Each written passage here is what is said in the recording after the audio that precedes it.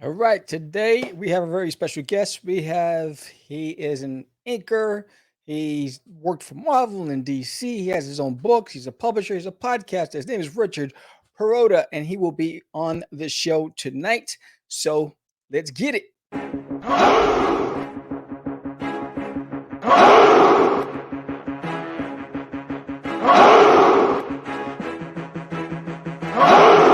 We are the only show for independents all around, giving you a platform to spread your word all over town. Catch the Craze is the place to promote to your fans with the dream of Medina and Sam the Crazy Man. Subscribe to our show and never miss an episode. It's time to get your mans, listen to us on the go. Updated every week, we never miss a day. Join the squad, come on in.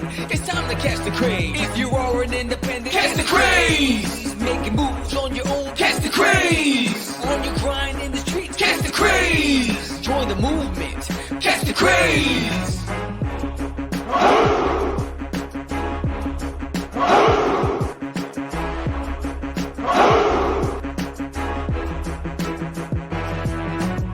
Yeah, George, we did it again. Come on now. You know you want to do it. Catch the Craze.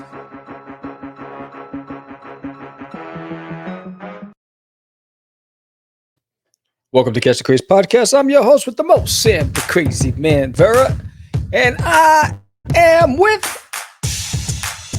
Solo. George is not here. I don't know what's up. George was supposed to be back this week. He spent 2 weeks in Europe, traveling the Riviera, wherever he was, and he was supposed to be back this week. I haven't heard from him yet, so hoping everything is good. So we don't know. So I'm flying this ship dolo, but we're going to be talking to a fantastic creator who's going to be giving us the skinny on his career as well as his Kickstarter campaign that is getting ready to launch theROARING. And if you haven't seen it yet, the landing page is in the summary. There it is. There are 49 people as of this show who have signed up. I'm sure by the time it airs, there's going to be a whole lot more. But yeah, so before we have to get some housekeeping stuff in order. So first of all, okay, George is not back, but the show still goes on. So for the past 3 weeks, I've been running it dolo, and it's been going smoothly. I want to say thank you to everybody who's subscribed in the past couple of weeks. Our subscriber base has gone up each week, which is pretty dope. And if you haven't done so already, every day, with the exception of today, but every day I've been going online, usually between 12 and 3 in the afternoon, and been doing my live streams, my drawing streams, drawing duty from There's an Alien in My Toilet. And just want to give a shout out to everybody who's been joining the live streams. If you want to see the character and watch me draw and color, usually I'm doing either page layouts or character designs or whatever it is. But it's every day, usually around the same time period. And also, There's an Alien in My Toilet issue number 3 launches officially in September. So check it out. The landing page will be going up sometime in this month. It'll be up before August. And but I'm waiting to get the stuff back from the printers and ship it out to everybody from issue number 2. So everything goes out to the printers Friday, because Kickstarter pays me on Thursday. So everything goes Friday. As soon as I get the payment in the bank, it ships out to printing, and hopefully 2-week turnaround, you get it. So issue 3 launches in September, and this one's going to be a doozy. And then anybody in the Texas area in the month of August, I will be at the Arlington Comic Fest, August 20th through the 21st. So if you want to join me there, I will be doing commissions. I'll be signing books. I'll be in artist alley. It's going to be fun. It'll be my first time there. In fact, every convention that I'm doing in Texas is my first, so which is pretty dope. And then in the week after, I have a 1-day of family-friendly kids event called the Denton Comic Art Exposition, where I'll be there with my wife and my niece, and they will be painting faces, and I'll be, hopefully moving a lot of duty books with the kids and the family. So that's going to be fun. And then in October, I'll be at the Dallas Fan Festival. It's a 3-day event. It's Fan Expo runs it, and it's from the 14th to the 16th. So join me there. I'll be in Artist Alley. And then right after that, the week after, I'll be at the Cowtown Comic Con, the 22nd to the 23rd. So those are, I believe, are the last shows. I'm trying to book a show for December, but we'll see what's to come. But those are the shows I will be at then. And if you haven't done so already, please subscribe to the channel. You know, when you subscribe, the channel grows. When we grow, so does the indie community, right? So more eyes on the show, that means more eyes on our guests and their endeavors, and that's why we bring them on to expose them to you. And we appreciate your support. So if you're watching the show, give us a thumbs up, like, subscribe, share it with a friend. If you're listening to us on the streaming platforms like Spotify, Pandora, iHeartRadio, head over to the YouTube channel and give us a subscribe. It doesn't cost you a thing. It's free. And it'll be fun. And if you're on those streaming platforms, you know, rate us, give us a good rating. Let us know why you listen to Catch the Craze podcast, because we are the indie podcast communities podcast. Just saying, we've been doing this since 05. We know what we're doing, just a little bit. And don't forget, every Thursday mornings, 9 a.m. Eastern Standard Time, the Morning Brew with the Crazy Crew, where we talk about topics from the Craze and 10LS, and we talk to you, live chat with the audience, and get your feedback on some interesting pop culture topics. So let's, I think I covered just about everything. So before we do anything else, I'm going to plug. You know what I'm going to do? I'm going to tell you to listen to these guys, because they know what they're talking about. And they want you to do what I'm asking you to do and subscribe to Catch the Craze. So let them, here's a word from our previous guest. It's Monty Moore. I'm a 30-year comics veteran in comics, games, and movies. And you've been watching one of my absolute favorite podcasts, Catch the Craze. You are watching Catch the Craze. What am I listening to? And you're listening to Catch the Craze. Where are all the indies at? A Catch the Craze podcast. What are you watching? I'm watching Catch the Craze. What are you going to do? Subscribe now to Catch the Craze, the #1 show online for independent. Have you subscribed to? If you are an independent, catch the craze. Making moves on your own, catch the craze. On your grind in the streets, catch the craze. Join the movement, catch the craze. And now, without further ado, the man of the hour. Let's bring him in. What's up, Rich? Yay! Welcome to the show. What was that? Oh my God! I heard it was like a voice from the heavens. What happened? Oh my God! Ah. Again! That was a cheering section. We can afford a crowd, but we could pay one person to cheer. God, is that you, God? God, you sound like a chick. I thought you were. Wow, I thought you were an old bearded guy. Man, I don't know. Things are nebulous for me, especially the time of the day I am right now. So it's like, I know. I mean, morning. You're coming from across the globe. Across the pond, yes, it is now 7 minutes after midnight here, the witching hour. Wow. And yeah, man, I'm just chilling. I'm having a good time, and I'm honored that I am on this show. Thank you for having me. Thank you very much. Anytime, I appreciate it. You know, Yeah, I yo. think, the first time I met you was on Pop's show, and you know, from that Yeah. point on, this guy has to be on the show. He's our kind of guy. We got to get him on the show. Pops is nuts. He gives me free reign, which means he doesn't do anything to stop me at all, which is great. You know, because I have a filter as dense as air, so it's just gonna keep going whenever it's gonna go, man. But I'm excited to be here, and ask me anything you want, man. No holds barred. You know, whatever you want to know. Absolutely. So first, for starters, let everybody know who we are talking to. Okay, my name is Rich Perrotta. I started at Marvel Comics, my first professional art job in 1994. So yeah, I'm a lot older than I look, or maybe it's just the Photoshop filter that I'm using. Worked for them for about 10 years. I started as an inker, and I think I worked on every conceivable title that they had at one point or another, except for Doctor Strange, I think, and maybe and Fantastic Four. But that's really it. You know, I worked on I inked on every single book that you could possibly think of. I did that for about 10 years. And then at that point, I got married to my first wife.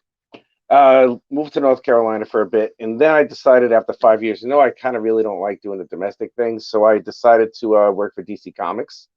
worked for them for a couple of years, inking on Booster Gold, and this limited series, The Ray, that lasted about 2 years, and then it was right around then I just said to myself, you know what, I think I'm gonna go to penciling, because for me, I already crossed that Rubicon. You know, I already approached that thing where it's like, I work for Marvel, for DC, good. I'm good. Right. You know, that's it. You know, because it's a rather hard thing to do to get in, and it was luck. As it might have been some skill, but it's also luck. Sorry about my hair.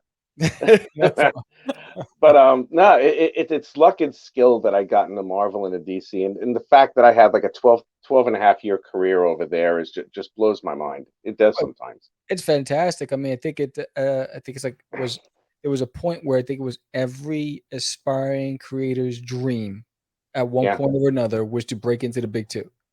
Yeah, and Marvel Comics was my first art job, the very first one. So you knew at that it all went downhill from there. You know, that was it. You know, I hit the I got the helicopter lifted to the top of the big old mountain, and it's been a big snowball roll downhill ever since. So, you know, my life now sucks. But you know, it's but no, and in 2013 I decided to start penciling, and I inked my own work, of course. And for a while I did rather well. I was working on 3 or 4 different studios or something for quite some time while I was finishing a bachelor's degree in English creative writing, because my aspiration was to be a teacher. But Right. things changed in my life, and now I'm probably going to be a teacher here in the UK, and I'm most likely, I mean, I'm definitely writing some of my stuff. And in when I moved to the UK in 2020, it was a couple of weeks before quarantine. That was fun. And I might have said this on Pops' broadcast before. I had, about a couple of months after I arrived here, I found out I had cancer. Oh wow, sorry. Yeah, that sucked. That was not fun, because it's like, okay, COVID, so I got to stay inside all the way to begin with, and now it's like, ooh, cancer, yummy. And let's see if I even have it. I don't know if you could see it anymore, but I have a scar that runs all the way down, right on the side of my neck. If you see that, yeah. They didn't find the cancer immediately, and that scared the shit out of me, because, pardon my language, because now I have a couple of other relatives of mine who passed away from cancer, but it was your standard like cancer that you may get if it's hereditary. The cancer I had is not hereditary, so I didn't know what was going to happen. So when that happened, they cut from the back of my ear to my clavicle, pulled me open, and then took a Highlander sword and went like this, and literally, I'm dead serious, they cut my neck muscle on this side in half to get into the chest cavity to pull out the damn lymph nodes, all 90 something of them, which I thought was great. You know, so it's like, here I am, I have these hellacious stitches going down there, and I'm pissed at the surgeon, not because he didn't do a good job, he did. I wanted him to heal it with a blowtorch. Oh shit! So then I would be like, Rambo. I'm like, yeah, bro, check that out. You should see the other dragon. You know, it's like, yeah. Wow. So there was that, and but yeah, I came away with it, and congratulations.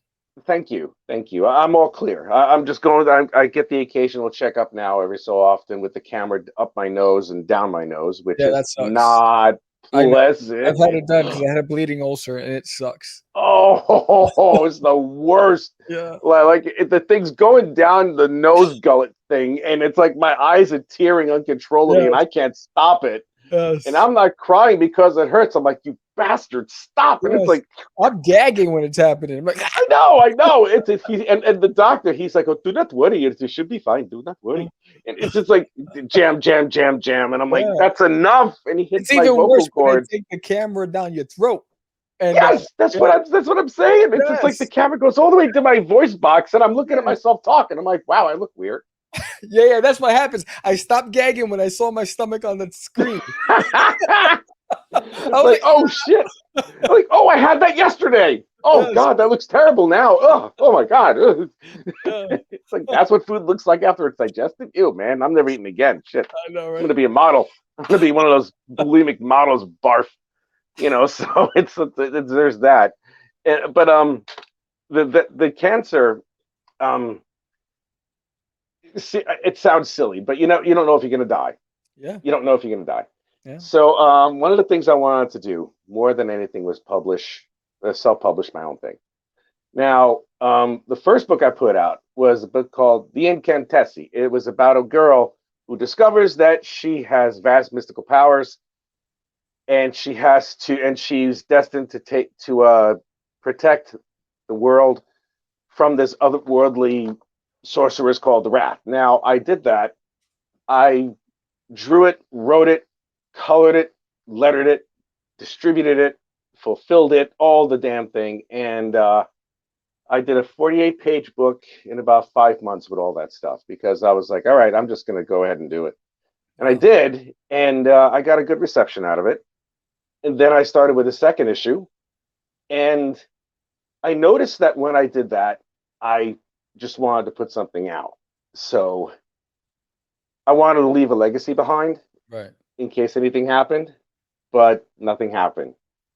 So now I put that to the side, and I put that to the side because there's still a great story there. I just have to rejigger it, and I'm going to have to bite the bullet on it a little bit. Right. Because a lot of people invested on chapters 1 and 2. So I'm going to combine those and do stuff with chapters 3 and 4, put those together and see what I can come up with. But until then, because I really love that character, and as a matter of fact, I have her copyrighted, so that's awesome. But I had another story that I wanted to do for a while, and I figured no better time than now because I'm putting that on the side. And I felt like my art and my storytelling matured a lot more. So that's where we have this one right now called theROARING. Right. Now, this book is about a group of flappers in the 1920s who are determined and have a singular goal to take over all of organized crime in 1920 Chicago. And they will use any and all means to accomplish this goal. Nothing is outside of their bounds. And as we will see in the first few pages of the story, which I will send to you, by the way, because it's like I've thumbnailed the book up to page 15. I'm going to do some more thumbnails tomorrow. I should finish thumbnailing the book by Friday. And I already have like 10 pages penciled already and inked and ready to go. So I'm good with that. And what else? What was I going to say? Yeah, and the Kickstarter is going to launch on August 2nd, and I'm really excited for the story. Oh, yeah, I'm sorry, I have to go back to the story. Forgive me again, it's late. Yeah, so before you do, please I'm sorry. know what a flapper is. Oh, a flapper is a term that was given. It's like a coquettish or it's like a somewhat semi-flattering term about a very footloose and fancy-free girl in the 1920s. That they threw away their bras and they wore pants. And it's like they were voting. So it's like they had this. Women back then had the most personal freedom at that point in time. I mean, a lot of the women in the 20s, they wore very, very revealing outfits. They looked great, sexy as all hell. They really did, the freedom that that women enjoyed in that decade, it was one of the greatest decades ever. The music, the art, the style, everything was so sleek and it was so perfect. It was really one of the best decades America ever had. So period. What was the trigger? Where was that moment where you were sitting down and you said, I appreciate this era so much, I want to create a story around it? Where were you at that time, and what was the spark? The spark was that I wanted to tell a story. I was going to do an alternate history Chicago about 500 years in the future or something with some cybernetic assassin type thing, but I really wasn't. I was like, I'm not truly into that much, And then I thought of and that I just wanted to harken back to the actual time, in the 1920s. I didn't feel like having to recreate an entire universe. out of all that, I wanted something that I had to base it on. So I decided to do that. And then I mean, I've always been fascinated one way or the other with the 1920s. And it was just something as simple as just taking a look at some 1920s architecture when I saw a bunch of flapper girls and some of those outfits that they wore when they were dancing. And they all had so many of those like flares, and the way that they would dress, they would have the feathers in their hair and all the jewelry and all that. And, you know, and the spaghetti straps, it's just they just look so damn good. And I was just like, I have to do something about this. I have to do something. So I thought of it, and I'm like, okay, what are they going to do? Just dance around and have their boobs slip out? No. I mean, with some areas that might work, but not, you know, not with me. You know, I actually want a story. Yes, this is some of the art from that, by the way. Yes. And it's fantastic. Thank you, and thank you very much, man. And I decided that I'm just gonna, you know what? I'm gonna have the villains win on this one, maybe, depending on how I feel. Right. But I wanted a story that was going to be villain centric. I wanted to have something like that. You know, it's like also there's a movie that inspired me to have like the bad guy win. Have you ever seen the movie Payback with Mel Gibson? It's a long time ago. It was like 1999, I think. It was based in Philadelphia. Greg Henry was in it. Chris Christopherson was in it. A lot of older actors: James Coburn, William Devane. Wow. One of the chicks from ER or something like that. I don't know who the hell. How's the premise?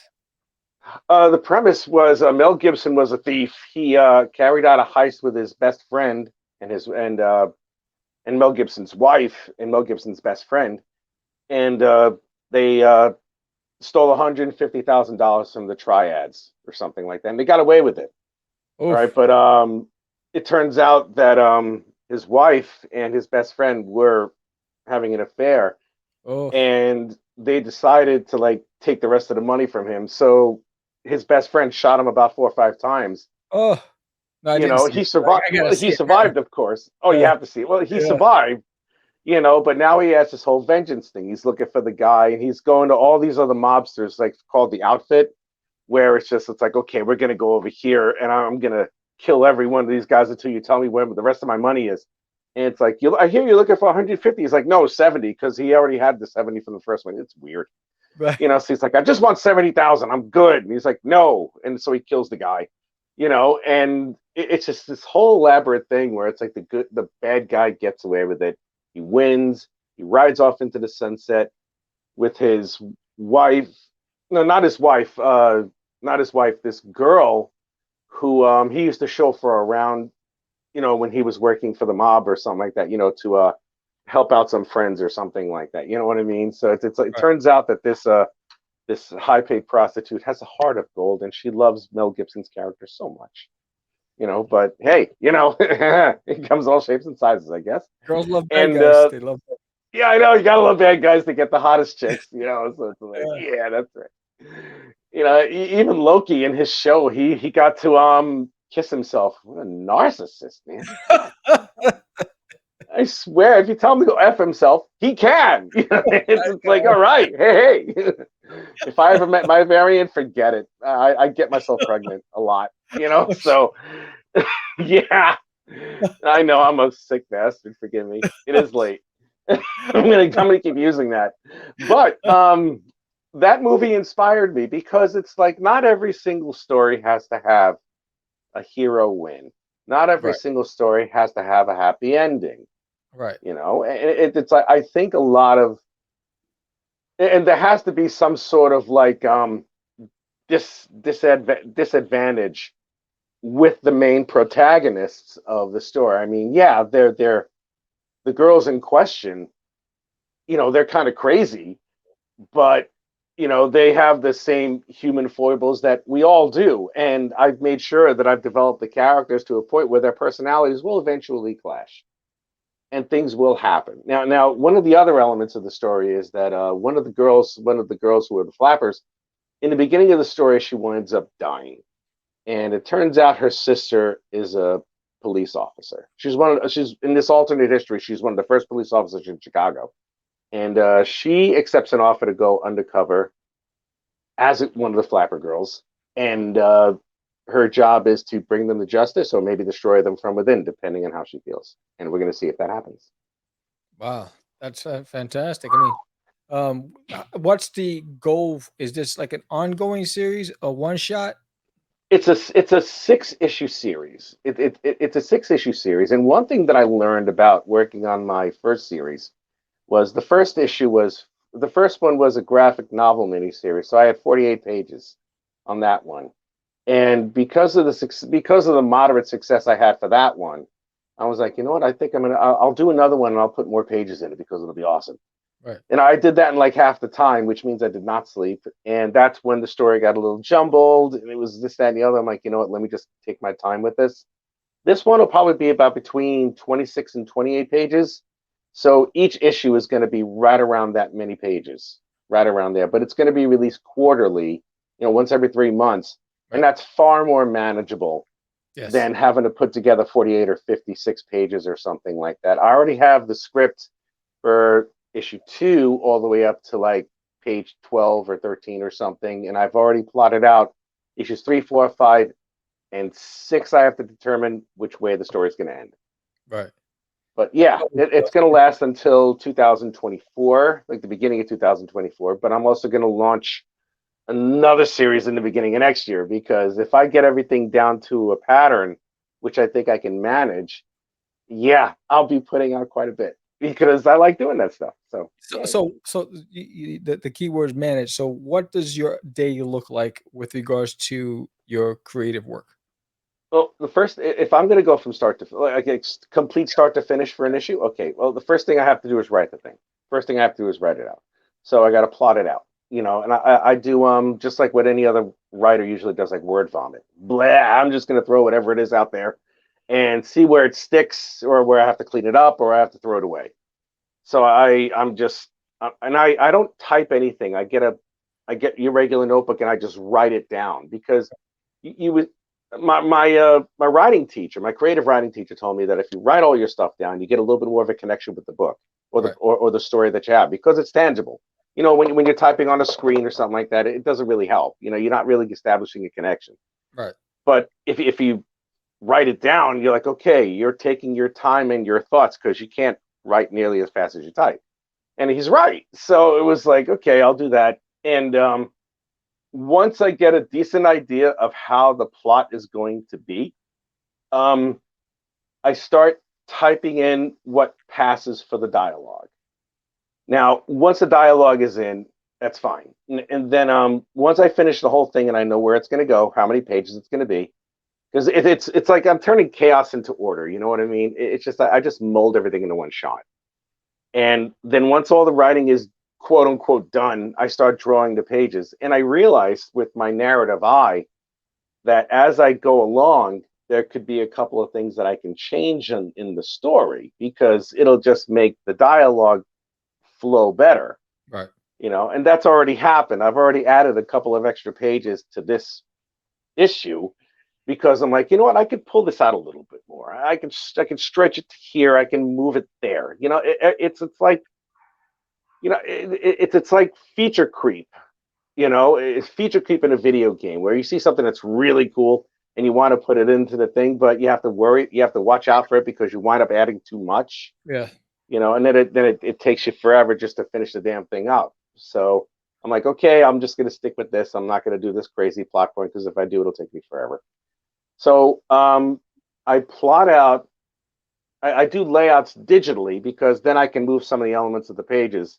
Right. And then I print them out, and then I lightbox them onto a Bristol board, and then I draw them traditionally. So it's like, yeah, I have the feeling of like trying to draw the damn thing out too, and it's so much fun.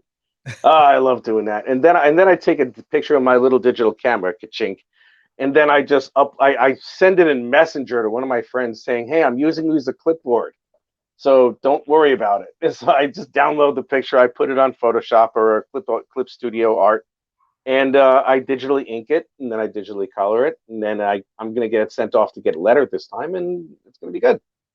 Wow. But yeah, So, it's like one step at a time. You have to do one step at a time, as close as you possibly can to completion. It's never going to be completely done up until you finish everything. And even then, you could probably still look at a couple things and say, you know, I could have done this better.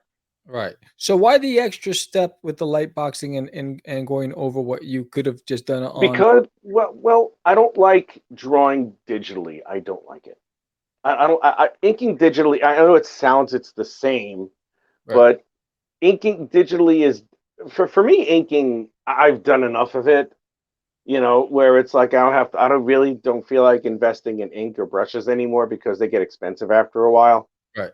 And I love the feel of a pencil hitting the paper. I mean, I use the digital platform for layouts, strictly for layouts. I don't draw pages that way. I have pages of art that's on the actual paper itself. Right. You know, and it's penciled and it's there and it's ready to go. And it's like I've always done that anyway. You know, so it's just like that's just how I do things. It's for my own personal thing, and you know, and no offense in Kickstarter campaigns, the last one that I had for INCANTESI Chapter 2, I had about 10 pages, the 10 traditionally drawn pages, just for the sake of it. You know, put them up as rewards. 9 of them went in less than 24 hours.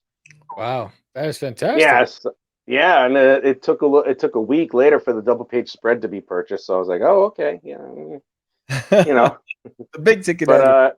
Yes. well, I don't do it just for the sale of them. You know, it's like I bring them to conventions with me, and it's like people, when they come to my table, they ask questions. How do you do this? What made you want to do this? How long does it take you to do a page? Which Right.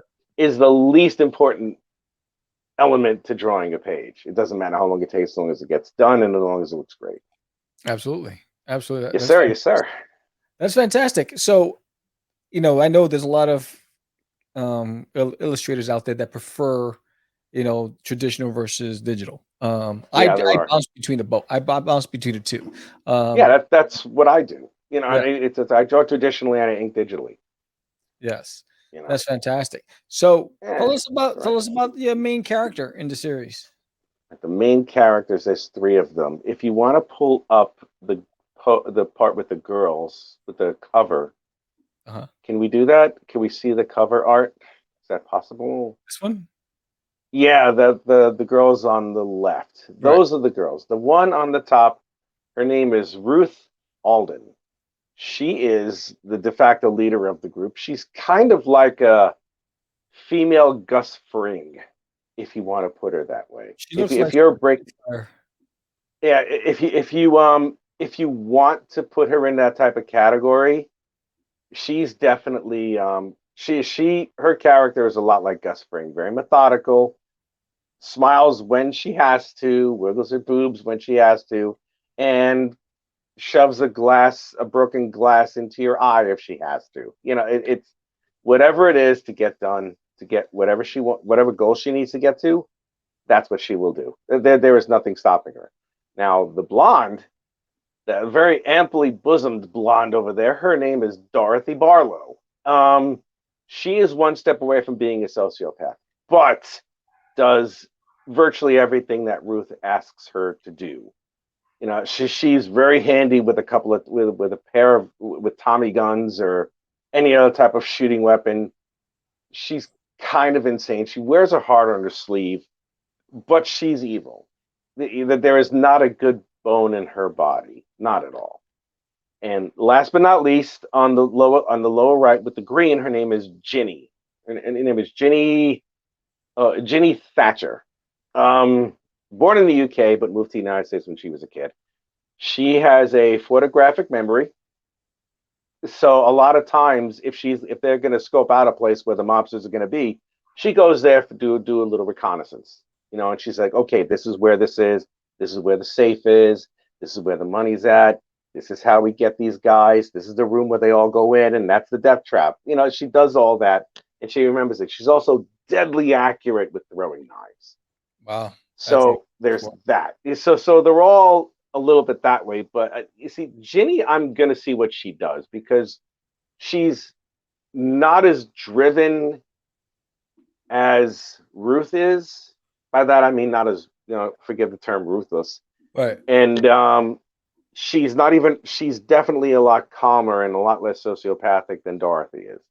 So we don't know what she's going to do. She may see something that she doesn't like. Like she really does not like. I mean, she doesn't like the mobsters anyway, but that's more of like it's not a personal thing. She just doesn't like people who do harm to others, but she will do harm to them. You know what I mean? It's a little bit of a dichotomy with her. Right. That's fantastic. So, Breath. you have your three main characters. Now, Mhm. I'm sure that you have some supporting cast. Who is there any specific character in the story that sticks out that maybe gives them a little run for their money? Yes, there is one. Officer Sophie Grant. It turns out one of the Flapper girls. It turns out one of the Flapper girls has a special connection with Sophie Grant, and she winds up dead in the first issue. You'll see. Everybody will see how, because the way that I'm putting the story together, you'll see how. Right. And there's her, and then there's Chief Carter, Police Chief Carter for the 22nd District. He's skeptical of her in the beginning because of the relationship that Sophie Grant had with this other particular flapper, who happens to have the name Millicent Grant. That's a relative, let's just put it that way.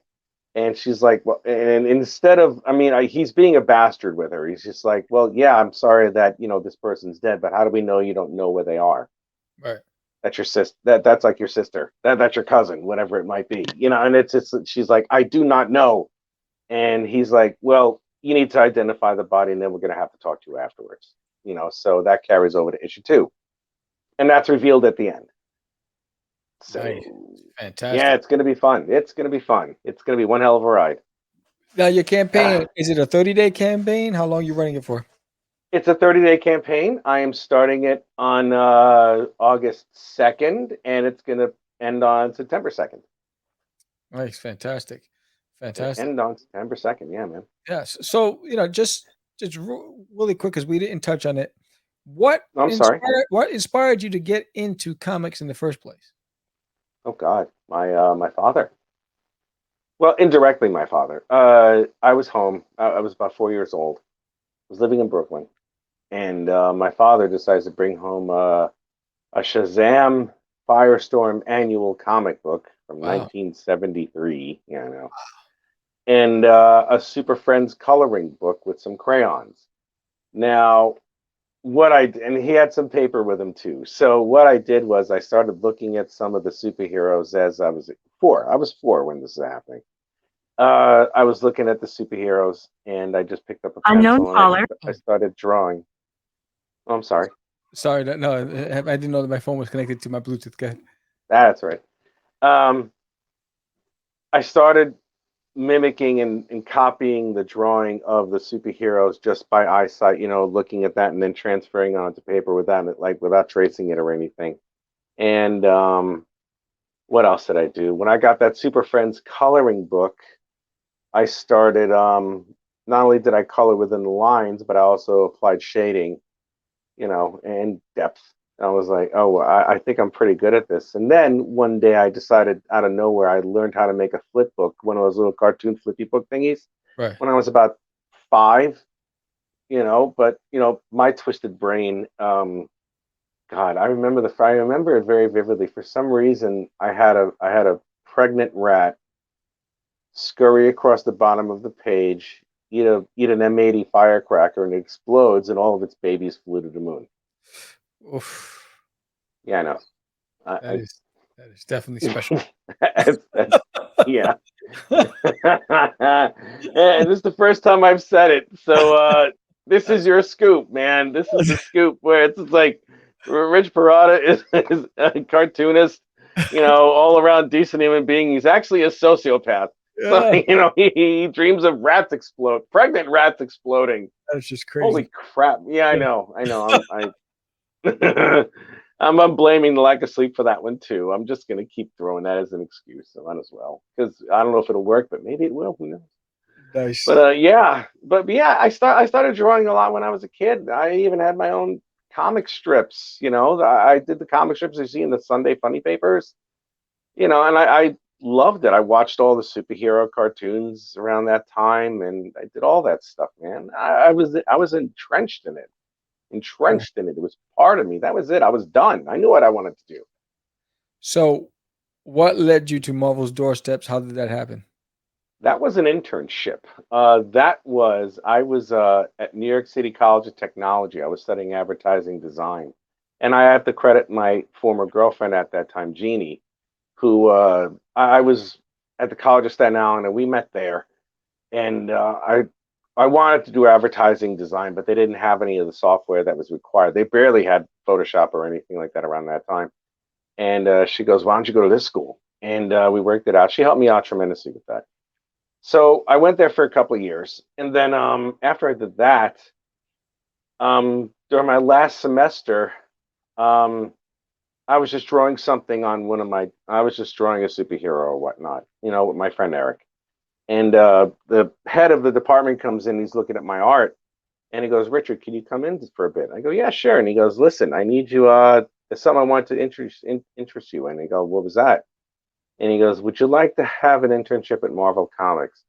Now, being all of 23 years old at the time, I'm thinking, nah, that's for babies. What the hell am I going to do with comic books, man? That's lame. I want to be with the cool kids, I don't want to be around comics, blarf. And he goes, "Well, I'll tell you what, you got to take it anyway. You need an internship to graduate." So I'm like, okay, fine, whatever. So I go up there, and I'm a kid again. As soon as I get off on the door on the 10th floor at 387 Park Avenue South, I was like, oh my God. I'm in the office where they publish Marvel Comics. I'm like, it didn't hit me for like a month. I was like, oh my God, what am I gonna do? This is incredible. So, and anyway, 2 months later, I got offered a job at the art corrections department, and I spent a year and a half there, correcting actual comic book pages of any type of errors that they had. I was like, oh my God. And that's where I honed my skill, also working with the immortal Keith Williams, who I was his assistant. Keith Williams has been an anchor in this industry for about 40 years. He's one of the best men I've ever known. I love him like a father. Yeah, He I taught see me him in everything. conventions all the time. Yeah, he taught me everything he knew. And if it wasn't for him, I wouldn't have a career. I wouldn't have anything. Trust me. And he taught me everything he knew. And because of that was the reason why I had a career at Marvel. And Wow. it's been like that ever since. And I have never left. I've never planned on leaving. You might as well I'll die on my drafting table. At least that's my dream. If I'm going to die, I'm going to die on a drafting table. That is Or fantastic. saving the universe in some strange way. I don't know. Right? There you go. I mean, Yeah. doing Hey. what you love. Yeah, good death is its own reward, and that's it. So it's like, yeah, if I ever pass away or anything like that, it has to be on my drafting table. Saving the Earth from imminent doom. It's one of those things. Yeah, I think I was on a panel with Keith at EternalCon last year. Oh God, he is a class act. That man is an angel. He's a godsend. Yeah, he's a really One good of the best men, really, truly, the best men I've ever known. One of the very, very few people who had any faith in me at all. My family, friends, ex-girlfriends, ex-wife, they all did not like what I did. They hated it. guy. Yeah, I don't think And I'm like, anybody that's does. not my They don't problem. understand it. I'm sorry? I don't think most people do because they don't understand. Well, they didn't understand at that time how you can Mm, make a living on doing comics.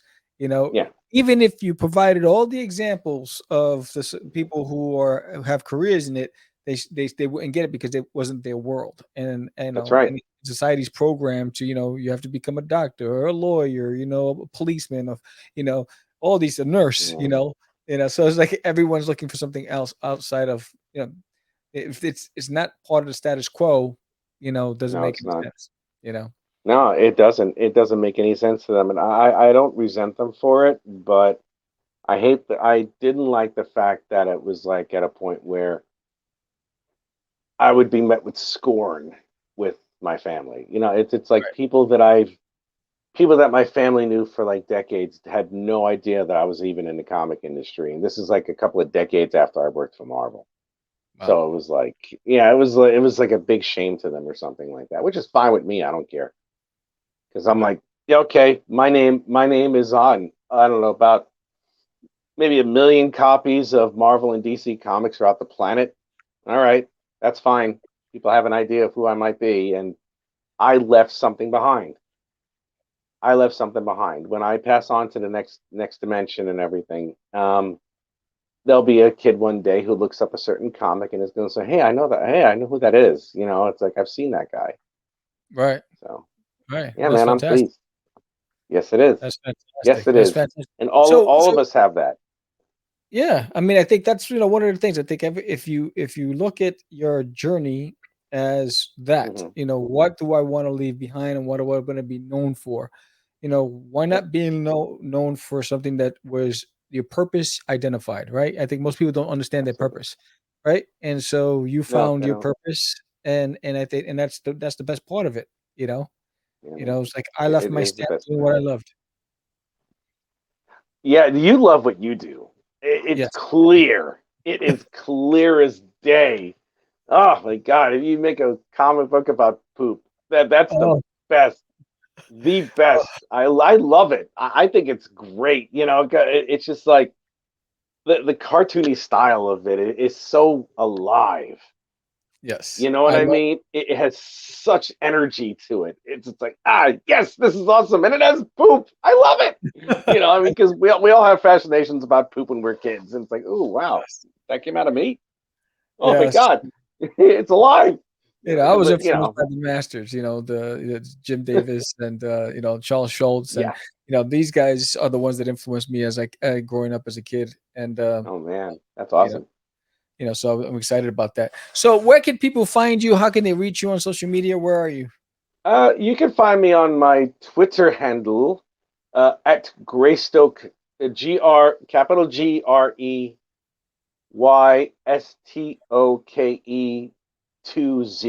I established my Twitter here in the UK. I'm like, all right, let me pick something British. I'm like, okay, Greystoke, what the hell? I don't know. So there's that. You could find me on my Instagram, the Richness Art Channel. I figured I was gonna do something really hammy and make myself look completely conceited and arrogant. There's my YouTube channel, which I just started going back in again because I had a little bit of an absence on that thing. It's the Richness Art Show, where it's like I go live every so often, where I draw sequential pages from the work that I'm doing, and on my Facebook page. And just look for Rich Perrotta. It's a black and white picture of me, and that's it. So, Outstanding. And so, yes, was sir. there Yes, sir. anything that we didn't cover that you'd like to let the audience know? Uh, the campaign is active. I'd, l- it doesn't cost anything to follow it.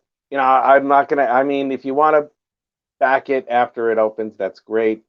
If you follow it, that makes it a heck of a lot better, because then the Kickstarter algorithms, they notice it, and people start noticing it more. And at the end of the day, just like I did with my first one and the next one I do after this, I just want to tell a really good story. And from what I understand so far, I have. And I'm just going to keep going until I get a Harvey Award or a Ringo Award, or I don't know, Oscar, Pulitzer, whatever the fuck, I don't know. There you go. The work looks fantastic. I mean, I Thank signed. you. I think I'm number 49. Yay.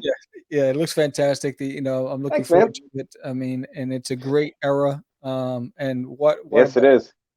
to create something that you're inspired by. That's always it produces the best stuff. So, wish you a lot of success in the campaign. Now, will you be launching live? I'll be launching live. Yes, Okay, and I'll where be are you gonna be on? launching live. I think I will be launching on the show that I usually co-host, or I may launch on another one. I'm not sure. Okay, all right. So But speaking I'm definitely going to do that, and I'll let everybody know when and where I'm going to launch. That's for outstanding, certain. Yes, sir. Yes, outstanding. sir. I know you're tired, buddy. Get some sleep. Thank you for I being. am. Great. Yeah, I know. He's like, come on, Sam, let's make this happen. So yeah, again, congratulations on everything. Thank Congratulations on, you. on beating Thank the, you. beating cancer. And much Yes. success to you, and I'll be there for your live launch, buddy. So Thank you, man. You got it. You have a good night. Get some sleep. We'll talk soon. We definitely will, man. All right, have a good one. Peace. You take care, man. All right, so that was Rich Perrotta, and again, all the links to his social media are in the summary, guys. Click that link, sign up to his landing page, go check it out if you hadn't done so already, and don't forget, there's Nail in My Toilet launches on the 3rd of, and actually issue number 3 launches in September. The second week of September, the date I will be listing soon. Don't forget, check it out, sign up. This one's going to be awesome. I'm gonna let you know here. There is a special Halloween issue. On top of issue 3, there is a bonus comic that I'm working on right now as we speak. I'm just going to let you know there's monsters and stuff. But this is a special that'll be part of the Kickstarter for There's Nail in My Toilet. Dude, goes on another adventure. This is somewhere in the future after his stint on Earth. And it's going to be exciting. And you're not going to want to miss that one. But if you haven't done so already, I appreciate it. If you all that are watching and listening to us, head over to YouTube. If you're on YouTube right now, subscribe, like, share with a friend. Let everybody know where you can find some of the most talented and creative independents in art at only on Catch the Craze. I appreciate every single one of you. You all have a great evening. I'm Sam the Crazy Man Vera. I'm out. Talk to you guys soon. It's just easy. It's not. Crazy. Acquiesce. No, I was talking about my friend Acquiesce. I met him. Say my name, right? This is what you were thinking? Oh, my. He described me. He said, I'm the What? Catch the Craze. You're listening to Catch the Craze. You're listening to Catch the Craze. To Catch the Craze. You are listening to Catch the Craze. Catch the Craze. You're listening to Catch the Craze. Candy girl.